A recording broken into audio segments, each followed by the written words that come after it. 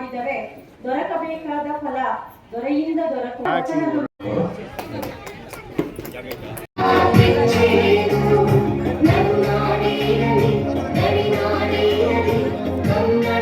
ಕಷ್ಟ ನೀವೆಲ್ಲ ಅನುಭವಿಸ್ತಿರಲ್ಲ, ಈ ಕಷ್ಟ ನಿಮ್ಮ ತಲೆಮಾರಿಗೆ ಅಂತ್ಯ. ನಿಮ್ ತಲೆಮಾರಿಗೆ ಅಂತ್ಯ ಆಗ್ಬೇಕು ಅಂದ್ರೆ ಏನ್ ಮಾಡ್ಬೇಕು ಅಂದ್ರೆ ಏನು ಮಾಡ್ಬೇಕಾಗಿಲ್ಲ. ನೀವು ಕೇಳಿಸ್ಕೊಂಡ್ ಬಂದಿದ್ ನೀವೇನ್ ಕೇಳ್ಕೊಂಡ್ ಬಂದಿರಿ, ನೀವು ಅನುಭವಿಸ್ತಿರ್ತೀರಿ. ನಿಮ್ ಮಕ್ಳಿಗೆ ಮಾತ್ರ ಒಳ್ಳೆ ವಿದ್ಯೆ ಕೊಡಿ. ನಿಮ್ ಮಕ್ಳಿಗೆ ಒಳ್ಳೆ ವಿದ್ಯೆ ಕೊಟ್ಟರೆ ನೀವು ಕೊಡೋ ಕಷ್ಟ ನಿಮ್ಮ ಮಕ್ಳು ಅನುಭವಿಸ್ತೀವಿ. ನಿಮ್ ಮಕ್ಕಳು ಬಹಳ ಚೆನ್ನಾಗಿರ್ತಾರೆ. ನೀವು ಅನ್ಕೋಬೇಕು, ದೇವ್ರೆ ನಾವು ಅನುಭವಿಸೋ ಕಷ್ಟ ಎಲ್ಲ ನಮ್ಮ ತಲೆಮಾರಿಗೆ ಅಂತ್ಯ ಮಾಡಪ್ಪ, ನಮ್ಮ ಮಕ್ಕಳು ಚೆನ್ನಾಗಿರ್ಲಿ ಅಂತೇಳಿ ನಿಮ್ಮ ಮಕ್ಕಳನ್ನ ನಂಗೆ ಪ್ರೀತಿಯಿಂದ ಸಲುತ್ತಿರೋ ಅವ್ರಿಗೆ ವಿದ್ಯೆ ಕೊಟ್ಟರೆ ಮಾತ್ರ ಅದಕ್ಕೆ ಅರ್ಥ ಬರ್ತದೆ. ಇಲ್ಲ ಅಂದ್ರೆ ನಿಮ್ಮ ತಾತ ಕೂಲಿ, ನಿಮ್ಮ ಅಪ್ಪ ಕೂಲಿ, ನೀನು ಕೂಲಿ, ನಿನ್ನ ಮಕ್ಕಳಿಗೂ ಕೂಲಿ, ಏನು ಪ್ರಯೋಜನ? ಮನುಷ್ಯ ಹುಟ್ಟಿದ್ದಕ್ಕೆ ಏನಾದ್ರು ಸಾರ್ಥಕತೆ ಮಾಡಬೇಕಲ್ಲ.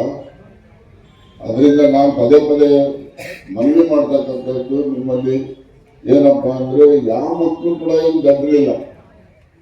ನಮ್ಮ ಮನೇಲಿ ಓದವನೇ ಹುಟ್ಟಿದಾನೆ, ಇವನು ನಮ್ಮನ್ನು ಬರ್ತಾನ, ನೀವು ಬೆಳವ, ಇವ್ರು ಗಡ್ಡ, ಆ ಥರ ಅನ್ಕೊಂಡಲ್ಲ.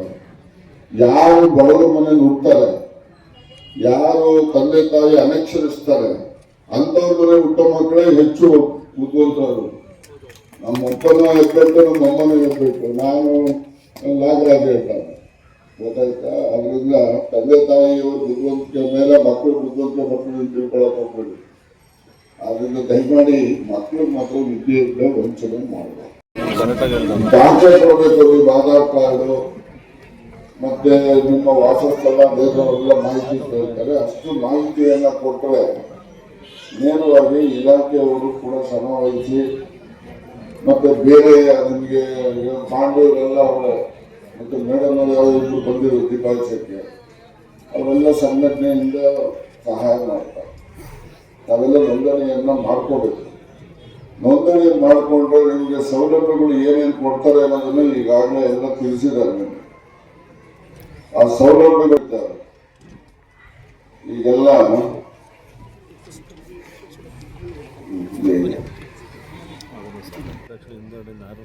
ಕುಟುಂಬದ ಫ್ಯಾಮಿಲಿ ಪೆನ್ಷನ್ ಕೊಡ್ತಾರೆ. ಅದೇ ಸರ್ಕಾರಿ ನೌಕರರಿಗೆ ಯಾವ ರೀತಿ ಪೆನ್ಷನ್ ಬರ್ತದೆ, ಅವರು ನಿಧನ ಆದ್ಮೇಲೆ ಅವರ ಕುಟುಂಬದವರಿಗೆ ಯಾವ ರೀತಿ ಪೆನ್ಷನ್ ಕೊಡ್ತಾರೆ, ಅದೇ ತರ ನಿಮಗೂ ಕೂಡ ಕೊಡ್ತಾರೆ.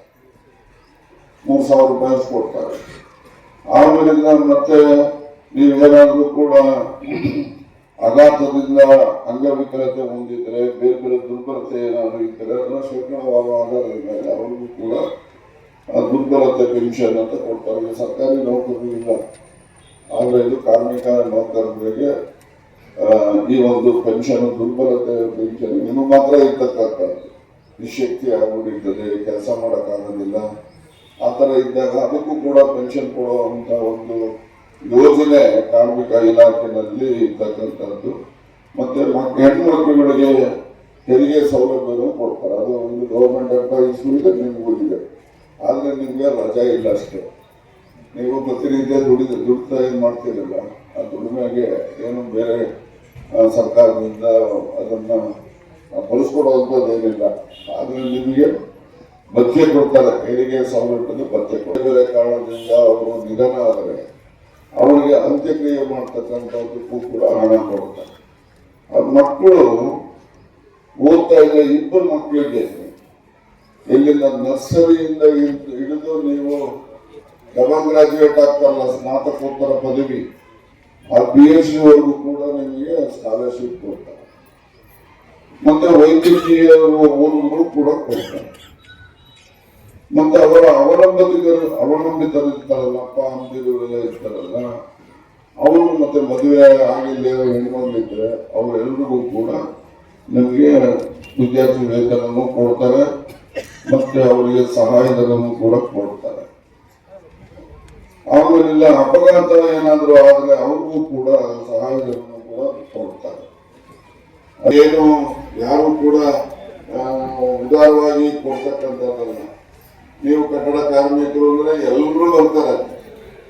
ಗಾಡಿ ಕೆಲಸದವನಿಂದ ಹಿಡಿದು ಮಡ್ಡಿ ಕಳಿಸೋನಿಂದ ಹಿಡಿದು ಕರೆಂಟ್ ಹಾಕ್ತಾರಲ್ಲ ಅವನು, ಪ್ರತಿಯೊಬ್ರು ಕಮ್ಮಿ ಕಟ್ತಾರಲ್ಲ, ಎಲೆಕ್ಟ್ರಿಷಿಯನ್, ಬಾಲ್ ಬೆಂಡರು, ಆಟೋನು, ಪ್ರತಿಯೊಬ್ಬರು ಕೂಡ ಈ ಸೇವೆಗಳನ್ನ, ಈ ಒಂದು ಅನುಕೂಲಗಳನ್ನ ಪಡಿತಕ್ಕಂಥದ್ದಕ್ಕೆ ಅರ್ಹರಿರ್ತಾರೆ ಇರ್ತಾರೆ. ಕಟ್ಟಡ ಕಟ್ಟೋದು ಅಂದ್ರೆ ಕನ್ನೆ ಮಟ್ಕೋರು ಇದೆಲ್ಲ ಇಟ್ಕೊಂಡಿದ್ದ ಅವನಿಗೆ ಮಾತ್ರ ಅಂತ ತಿಳ್ಕೋಬಾರ್ದು. ಅವನೇನ್ ಮಾಡ್ತಾನೆ, ಅವ್ನಿಗೆ ಬಡ್ಡಿ ಕೊಡ್ತಿದ್ರೆ ಅವನೇನ್ ಮಾಡ್ತಾನೆ, ನಾಳೆ ಕಟ್ಟಡ ಕಟ್ಟಿದ್ಮೇಲೆ ಕರೆಂಟ್ ಹಾಕಿದ್ರೆ ಅವನೇನ್ ಮಾಡ್ತಾನೆ, ಟೈಲ್ಸ್ ಹಾಕಿದ್ರೆ. ಒಂದು ಮನೆಯನ್ನು ನಿರ್ಮಾಣ ಮಾಡಲಿಕ್ಕೆ ಯಾರೆಲ್ಲ ಕೆಲಸ ಮಾಡ್ತಾರೆ ಆ ಕಟ್ಟಡವನ್ನ ಗೂಢಗೊಳಿಸಲಿಕ್ಕೆ ಅವರೆಲ್ಲರೂ ಕೂಡ ಕಟ್ಟಡ ಕಾರ್ಮಿಕರು ಅಂತಕ್ಕಂಥ ಅರ್ಥದ ಇದು ಬಹಳಷ್ಟು ಪ್ರಚಾರ ಆಗಬೇಕು.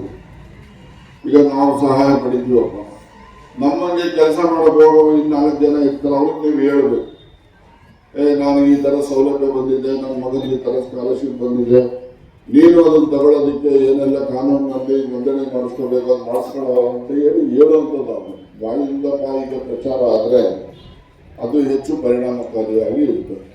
ಅಧಿಕಾರಿಗಳು ಕೂಡ ಅವರ ಇತಿಮಿತಿನಲ್ಲಿ ಅವರು ಕೂಡ ಪ್ರಚಾರ ಮಾಡ್ತಾರೆ, ಪ್ರಚಾರ ಮಾಡೋದಿಲ್ಲ ಅಂತಾರೆ. ಆದರೆ ಪ್ರಚಾರ ಇವ್ರು ಮಾಡೋದಕ್ಕೂ ನೀವು ಮಾಡೋದಕ್ಕೂ ಅಜಗಜಾಂತರ ವ್ಯತ್ಯಾಸ ಇದೆ. ನೀವು ನಿಮ್ಮ ಸ್ವಂತ ಅನುಭವದ ಮೇಲೆ ಅವ್ರು ಹೇಳಿದಾಗ ಅವ್ರಿಗೆ ನಂಬಿಕೆ ಬರ್ತದೆ.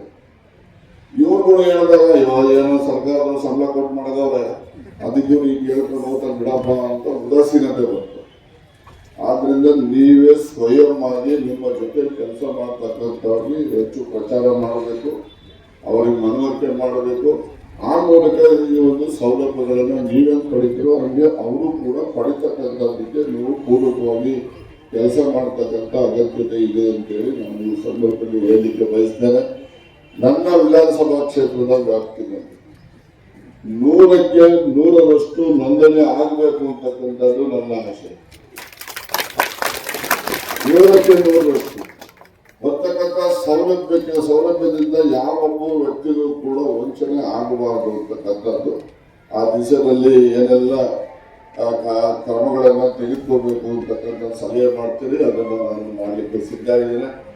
ಬೇಕಾದ್ರೆ ಒಂದು ಟೀಮೇ ರಚನೆ ಮಾಡಿ ಅದರಲ್ಲಿ ಏನು ಆಸಕ್ತಿ ಇರ್ತಕ್ಕಂಥ ಯಾರಾದರೂ ಒಬ್ಬರು ಅಧಿಕಾರಿಗಳ ಜೊತೆ ಕಳಿಸಿ ಪ್ರತಿ ಹೋಬಳಿನಲ್ಲಿ, ಪ್ರತಿ ತಾಲೂಕುಗಳ ಹೋಬಳಿ ಕೇಂದ್ರಗಳಲ್ಲಿ ಮತ್ತೆ ಪ್ರಮುಖ ವಾಣಿಜ್ಯ ಪ್ರದೇಶಗಳಲ್ಲಿ ಈ ರೀತಿಯ ನೋಂದಣಿಯ ಕಾರ್ಯವನ್ನು ಮಾಡಿಸೋಣ ಅಂತಕ್ಕಂಥ ಒಂದು ಸಲಹೆಯನ್ನು ನಾನು ಈ ಸಂದರ್ಭದಲ್ಲಿ ಹೇಳಲಿಕ್ಕೆ ಬಯಸ್ತೇನೆ.